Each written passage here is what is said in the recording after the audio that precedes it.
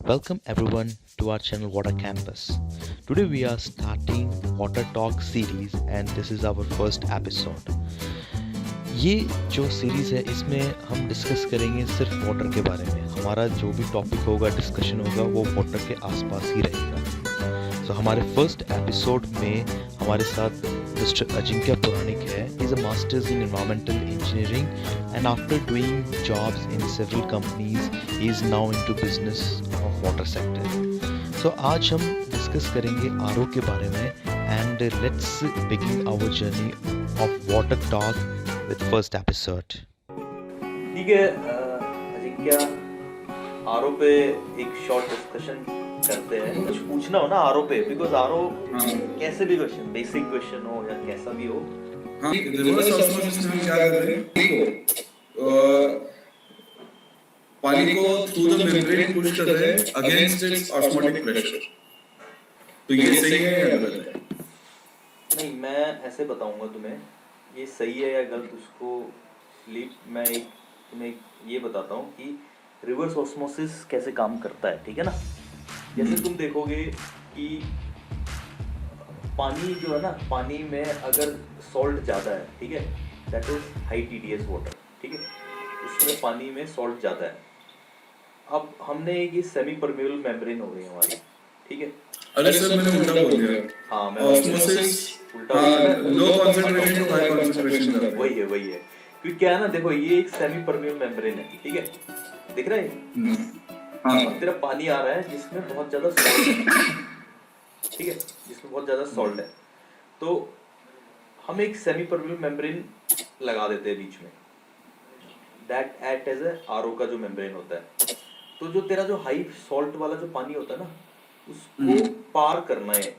और जब इस साइड जो पानी आएगा ना, इसके लेफ्ट हैंड साइड पे, वो आएगा तेरा ट्रीटेड पानी. That will be having low salt. या तो ये जो हाई सॉल्ट वाला पानी होता है ना, अब ये पार कैसे करेगा सेमी परमेबल मेम्ब्रेन को?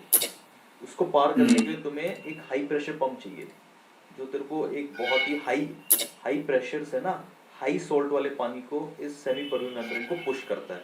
तो पुश करने से क्या होता है कि जो तेरा सॉल्ट वाला पानी रिजेक्ट में निकल जाता है and you have the treated water. ठीक है, जो तेरा रिजेक्ट में निकल जाता है उसको फिर हम हाई सॉल्टेड रिजेक्ट वाटर बोलते हैं. जो तूने घर पे देखा ना, आजकल क्या होता है, ये जो रिजेक्ट होता है ना, वेस्ट होता है, कॉन्टिन्यूसली वेस्ट होता रहता है. इसका आज तक हमें पता कोई ट्रीटमेंट सोल्यूशन नहीं मिला है, कोई इफेक्टिव ट्रीटमेंट सोल्यूशन आज तक. अगर तू देखेगा पूरे इंडिया में, पूरे वर्ल्ड में, ये जो रिजेक्ट निकलता रहता है ना आरओ से, that is going into the ground water. ठीक है, high salt water is going into the ground water. Ground water को फिर वो हार्ड वाटर बना रहा है, नीचे जा रहा है ग्राउंड वाटर सीप करके. तो अल्टीमेटली वो हमारे पूरे वाटर में है ना, वाटर में that is unwanted water is going to our ground water. ठीक है ना, वो ठीक नहीं हो पा रहा है. तो that is a major problem है, जो इस पे भी चल रहा है काम कि भैया रिजेक्ट वाटर को कैसे करें. इसमें एक चीज मुझे बता सर, आरओ मेम्ब्रेन और यूएफ मेम्ब्रेन में रहता है, सीरीज में कभी भी क्यों लगाते हैं? देख, मैं तेरे को एक बात बताऊं, मेम्ब्रेन का थोड़ा सा बताता हूँ. 0.1 to 0.01 तक है ना, हम उसको माइक्रो फिल्ट्रेशन कहते हैं, एमएफ कहते हैं. उससे जो नीचे आ जाता है ना थोड़ा, 0.01 to 0.001, उसको हम अल्ट्रा फिल्ट्रेशन कहते हैं. तो 0.001 से और नीचे आता है ना, उसको हम नैनो फिल्ट्रेशन कहते हैं. और नैनो फिल्ट्रेशन से और नीचे दैट इज योर आरओ. तो आरओ के पोर साइज इतने कम होते हैं. अभी सीरीज में इसलिए है, जब तेरा आरओ का जो इतने छोटे छोटे पोर साइज होते हैं ना, वो क्लॉग भी बहुत जल्दी हो जाता है. ठीक है, अच्छा. और वहां तक तेरा स्मॉल पार्टिकल्स नहीं जाना चाहिए. For that we require some safety होता है, एक सेफ्टी मेजर. क्या है वो? यूएफ है तेरा, ultra filtration. Ultra filtration 0.01 micrometre का ना तेरे को आरओ से सेफ गार्ड करता है. और यूएफ से पहले क्या देते हैं हम? एमजीएफ, एसीएफ देते थे, फिल्टर्स दे देते हैं हम लोग, ताकि फिल्टर जो तेरे है ना हैवी पार्टिकल्स को करे, अल्ट्रा फिल्ट्रेशन उसके छोटे पार्टिकल्स, और आरओ तेरे बिल्कुल माइन्यूट पार्टिकल्स को क्लीन करे. सर हाँ गया हाँ चलो कॉल आ गया था. चलेगा. तो ये समझ आ गया भैया, डिस्कशन चल रहा है. हाँ, दूसरा एक चीज मैं सोचता था कि जो हमारा आरो मेम्ब्रेन हम्म मेम्ब्रेन का जो कॉन्फ़िगरेशन होता है, हम्म जैसे अभी आपने वो स्पाइरल बोर्ड मेम्ब्रेन का एक ऐसा छोटा सा रस्सी दिखाया, हाँ तो हाँ जो हम लोग मेम्ब्रेन का कैसेट बनाते हैं, उसके अंदर कैसे ऐसे गोल गोल ऐसे धागे जैसे वो लगे रहते हैं, हाँ हाँ हाँ बरोबर। तो अभी मैं ये समझने की कोशिश कर रहा हूँ, सपोज ये हमारा आरोपा मेम्ब्रेन है, ठीक है। तो पानी जो है वो यहाँ से एंटर कर रहा है कि यहाँ से एंटर कर रहा नहीं नहीं नहीं नहीं नहीं, एक बात बता, तेरे को क्या लग रहा है आरो मेम्ब्रेन के अंदर ही पतले पतले होते हैं? है? आरो आरो मेम्ब्रेन मेम्ब्रेन के अंदर पतले पतले होते नहीं, मेम्ब्रेन का कॉन्फ़िगरेशन ही ऐसा स्पाइरल बोर्ड रहता है ना, ऐसे हाँ मतलब फाइबर्स की तरह ऐसे। हाँ, जो ऐसे Let me say that. धागा गोल गोल धागा रहता है। मैं तेरे को एक चीज और क्लियर करता हूँ, देख, ये जो है ना फाइबर्स, एक एक फाइबर है सपोज, तो न्यूमरस फाइबर जो होंगे ना ऐसे ऐसे खड़े खड़े, वो तेरे अल्ट्रा फिल्ट्रेशन में आते हैं। अल्ट्रा फिल्ट्रेशन के अंदर फाइबर्स होते हैं ऐसे लंबे लंबे। और जो तेरा ये है ना रिवर्स ऑस्मोसिस जो आरओ है, आरओ कैसे होता है ना, आरओ में ना एक शीट से बनता है, लाइक दिस शीट। उस शीट को रोल कर देते हैं ऐसे पूरा, और पानी फिर तेरा सीट ऐसे जाते हुए अंदर जाता है, ठीक है, दैट इज आरओ। और यूएफ में क्या होता है, जैसे तेरा ये मेम्ब्रेन है ना, वो दैट इज द शेल है, उसके अंदर ये फाइबर्स होते हैं, पतले पतले फाइबर्स। ये एक थोड़ा यूएफ तो इसमें पानी जैसे अभी अपने आरओ का ऐसा ये दिखाया, शीट को हमने रोल करके अंदर डाला है, तो उसमें से पानी जाता कैसा है, मतलब उस कॉन्फ़िगरेशन में। जैसे अगर हम स्क्रीन बोले कि स्क्रीन में कैसा रहता है, स्क्रीन ऐसी रहती है, हाँ पानी ऐसा आता है और ऐसा निकल जाता है, राइट। तो इन दोस टर्म्स आरो का मेम्ब्रेन है हमारे पास, पानी अंदर कहाँ से आएगा, मेम्ब्रेन के साथ पानी का कांटेक्ट कौन सी ज्योमेट्री में होगा और फिर निकलेगा वहाँ से। हाँ, ये इसका ऐसा है, जैसे ये हो गया ना अपना आरओ का, अंदर का बता रहा हूँ, ये तेरा एक शीट से फोल्ड करके बन गया, ठीक है। तो पानी जो तेरा आया ना, वो यहाँ आया ऐसे इस तरीके से, अच्छा, then it is going to seeping inside it, inside seep होता जा रहा है, ठीक है। And that is a reject part, वो सीप नहीं हो पा रहा, ठीक है, that will remain outside it. Okay. उसको फिर आउटसाइड यहाँ से हम कलेक्ट करके रिजेक्ट ले लेंगे, आउटसाइड वाले पाइप को ऐसे रिजेक्ट। जो इनसाइड है ना, इनसाइड वाला that is a treated water, उसको हम यहाँ से निकाल लेंगे। इस तरीके से इसका कॉन्फ़िगरेशन रहेगा। I see. हाँ CIP, हाँ so CIP को एक बार आप CIP का प्रोसेस फ्लो किस तरह से रहता है, उसमें क्या क्या कंपोनेंट्स रहते हैं, ये बता दीजिए। यूएफ या आरओ, दोनों ही दोनों। इन जनरल मेम्ब्रेन प्रोसेस में CIP का कॉन्फ़िगरेशन क्या होना चाहिए? ओके, पहले तो मैं तेरे को ना एक मेरे पास फोटो है, कैन यू सी?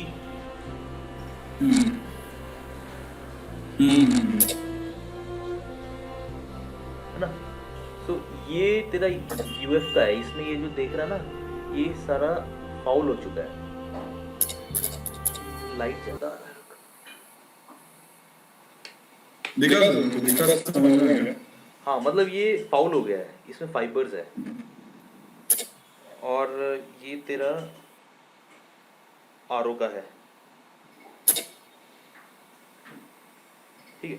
तो ये जो तेरा जो क्लॉग हो गया ना पूरी तरीके से, इसको कैसे क्लीन करेंगे, इसमें हर एक मेम्ब्रेन मैन्युफैक्चर का अलग अलग है। जैसे क्वा में जाता है ना तू, तो क्वा अपना क्लीन करता है। जैसे यूएफ पहले तो ना दो टाइप का उसके फाइबर्स आ रहे हैं, एक है पीईएस पॉली ईथर सल्फोन, और दूसरा PVDF polyvinyl die PVDF difluoride, ऐसे करके ना जो ज़्यादा चलता है, पीवीडीएफ एंड पीईएस। क्लीन करने का क्या होता है, दोनों का अलग अलग होता है, पर मेनली जो यूरिक एसिड से क्लीन करो, हाइपो से क्लीन करो, NaOH से क्लीन करो, तो एक साइकिल होता है, इनको क्लीन करना पड़ता है। इसका मैकेनिज्म क्या रहता है, मतलब ये अभी हमको एसिड से अगर क्लीन करना है हाँ। तो वो एसिड हम कहाँ से उठा रहे हैं, पंपिंग करके कहाँ ला रहे हैं, हाँ, और उसको फिर बाहर कैसे निकाल रहे हैं। यूएफ आरओ तेरा पूरा ऑटोमेशन में रहता है। तो हम्म, यूएफ में जैसे तेरा एनओएच हो गया, हाइपो हो गया ना, इसके टैंक्स हो जाते हैं। प्रिपरेशन टैंक एक रहेगा। प्रिपरेशन टैंक, डोजिंग पंप्स हो गए। और हम्म, जैसे तेरा फिल्ट्रेशन साइकिल ओवर हो जाता है ना, हम्म, ठीक है, और फिल्ट्रेशन साइकिल ओवर हो गया तो बैकवॉश चालू हो जाता है, दैट इज ऑटोमेशन। तो कई कई क्या करते हैं, बैकवॉश जब चालू होता है ना, उसी में वो तेरे डोजिंग पंप भी चालू कर देते हैं, केमिकल वाले। बैकवॉश में पानी जा रहा है, ट्रीटेड पानी, और उसमें केमिकल भी जा रहा है और क्लीन हो रहा है, ठीक है। तो उसकी वजह से फिर और कई क्या केमिकल करते डाइल्यूट नहीं हैं, हो क्या जाता। करते हैं, बैकवॉश में नहीं करते, वो पूरे दिन में, वन डे में क्लीन करते हैं। और क्या होता है कि यूएफ को क्लीन करने के लिए ब्लोअर भी देना होता है, एयर स्कारिंग ब्लोअर। स्काउरिंग। हाँ, स्काउरिंग करना पड़ता है। तो एक जनरल ऐसा रहता है, 30 मिनट तेरा फिल्ट्रेशन हुआ, पानी आया बाहर गया, 2 मिनट तूने बैकवॉश करा, बैकवॉश के टाइम पे सिर्फ एयर स्काउरिंग चला देते हैं 2 मिनट के लिए। तो जो तेरा ब्लोअर चलता है जिसको 2 मिनट्स, वो स्काउरिंग कर देता है, हिला देता है पानी से, ताकि जो डर्ट चला जाता है। एंड इमीडिएटली आफ्टर 2 मिनट तेरा फिल्ट्रेशन साइकिल चालू हो जाता है, 30 मिनट। फिर उसके बाद रुक जाएगा 2 मिनट के लिए, फिर 2 मिनट तेरा air scouring and this backwash pump, ये दो चलेगा। फिर ऐसे चलता रहता है वो। फिर क्या है, एक प्रेशर होता है ना तेरा, TMP, trans membrane pressure, inside outside, जैसे जैसे तेरा बिल्डअप होता रहता है ना उसके अंदर, तेरे ये यूएफ के अंदर, तो तेरा वो प्रेशर डिफरेंस बढ़ता जाएगा। बढ़ेगा। तो फिर जैसे ही ऑटोमेशन में जाके वो फिर तेरे डोजिंग पंप्स वगैरह ना, सिट्रिक एसिड, एनएओएच, हाइपो, ये तीनों को पकड़ के क्लीन कर देता है। मतलब बेसिकली अपन हेड लॉस देख रहे हैं, हेड लॉस से बढ़ गया कि अपन उस पे क्लीनिंग चालू कर देते हैं। क्लीनिंग मस्ट हो गया फिर। मतलब जैसे जैसे एक स्क्रीन काम करती है, हाँ हाँ हाँ हाँ। उस सेम कॉन्सेप्ट को हमने स्क्रीन में अपनी 6 mm की रहती है, इसमें हमने 0.0006 माइक्रोमीटर का रहता है। कौन कौन सी कंपनी अभी यूएफ बना रही है? क्या क्या? कौन कौन सी कंपनी यूएफ बना रही है अभी अल्ट्रा फिल्टर? पता नहीं। हाँ, अभी इस समय जो बना रही है ना, देख, स्विज है तेरी, स्विज हाँ, मैन्युफैक्चर। वो ने जीएम वाटर को ले लिया उसके थ्रू है। हाँ, स्विज बनाती है, फिर तेरा क्वा है, फिर जीएम जी जी वाटर, जीएम तो मोटर कंपनी है भाई। कंपनी सही बात है। हाँ, तो क्वा हो गया तेरा, ठीक है। हाइड्रोनॉटिक्स भी यूएफ देता है। हाइड्रोनॉटिक्स का यूएफ तो मुझे नहीं, हाइड्रोनॉटिक्स नहीं देता। क्वा, स्विज और तेरा एक ये डियर फोर्स देता है, ये सब देते हैं। और आरओ जो तेरा है ना, हाइड्रोनॉटिक्स देता है। ओके। अच्छा, आरओ में रिकवरी क्या रहता है, मतलब what do you understand by recovery? Recovery मतलब भाई रिजेक्ट निकलने के बाद हमारा परमिट जितना आ रहा है। अच्छा, हाँ सही बात है। अगर तेरे को एनी में ले जाना है पानी, है ना, जेडएलडी, आजकल जेडएलडी का बहुत वो चल रहा है, तो जेडएलडी में चाहिए तो रिकवरी कितना तू चाहेगा? ज्यादा मतलब हाँ, सो दैट रिजेक्ट कम हो, और रिजेक्ट कम होगा ना, वही रिजेक्ट को हम एमी में ले जाते हैं, मल्टीपल, एमयू में लिख देंगे, राइट। ठीक है, ताकि वो तेरे सॉल्ट को बिल्कुल कम कर दे। वो जीरो लिक्विड डिस्चार्ज प्लांट बनाता है एमी ना। तो अब 90% रिकवरी लाने के लिए है ना, 95, 90, दैट इज वेरी डिफिकल्ट, बहुत डिफिकल्ट। ऐसे नहीं होता, इजी नहीं है। तेरे को ना प्रोजेक्शन रन करना पड़ेगा, ठीक है।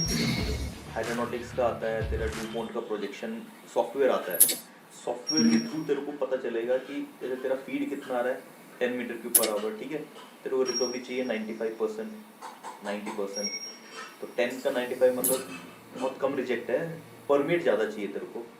तो सॉफ्टवेयर रन नहीं कर पाएगा, वो एरर्स दिखाता रहता है इतने पे। तेरे को बहुत सारे मॉड्यूल्स डालने पड़ेंगे। फिर एक स्टेज हुआ, एक स्टेज से जो रिजेक्ट आया ना, वो तेरे को फिर से तू एक आरओ लगाएगा, उसमें जाएगा वो पानी, फिर उसका जो रिजेक्ट आएगा, इसी तरह करके रिजेक्ट निकालना पड़ता है। हाई प्रेशर पंप 2 बार लगेंगे इसमें। तो ये सारा ना इंडस्ट्रियल आरओ का सिस्टम है। डोमेस्टिक आरओ का बारे में तू क्या जानता है? डोमेस्टिक आरओ के लिए डोमेस्टिक आरओ तो अपना बहुत ही सिंपल रहता है। डोमेस्टिक आरओ जो इतना 50-60% का हमारा पहले रिकवरी रहता है। हाँ उसमें खुश रहते हैं। उसमें तो क्या है 50% पानी रिजेक्ट में जाता रहे। हाँ, वही तो डोमेस्टिक आरओ। अभी तो बीच में मैंने काफी सारे आर्टिकल्स पढ़े थे कि आरओ जो है, आरओ में से पानी के मिनरल्स इतने कम हो जा रहे हैं कि वो पानी पीने के बाद हमारी बॉडी में से वो पानी मिनरल्स को लीच कर देता है। बिल्कुल सही, मैं वही पूछने वाला हूँ, what is the permissible limit, what is the permissible TDS limit for drinking water? Drinking water में टीडीएस वो तो बहुत ही कम है कुछ। Permissible as per WHO, as per BIS standard, what is the permissible limit? मतलब तू जो तू पानी पीता है ना, उसका टीडीएस तू कितना सोचता है कितना होना चाहिए?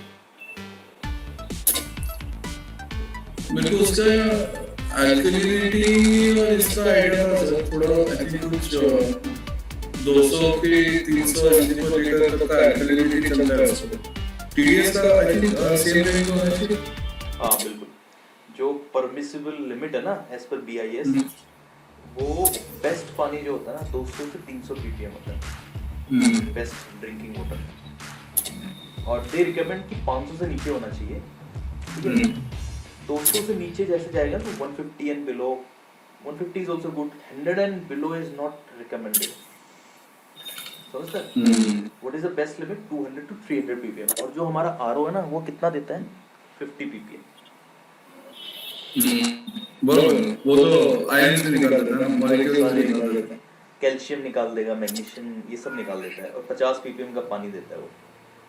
तो गवर्नमेंट ने अभी नोटिफिकेशन जारी किया था ना, अगर 500 से नीचे जहाँ पे आ रहा है ना टीडीएस, वहाँ पे आरओ का सेल ही नहीं होगा। शॉप पे आसपास आरओ बेच ही नहीं सकते जहाँ 500 से नीचे उस एरिया में, क्योंकि 2 पॉइंट की लॉस है गवर्नमेंट को। एक लॉस ये है कि एक तो रिजेक्ट वाटर बनता जा रहा है फालतू का, दूसरा लॉस है कि लोगों को अनहेल्दी पानी मिल रहा है पीने को। तो 500 से ऊपर है वहीं पे आरओ सुटेबल है।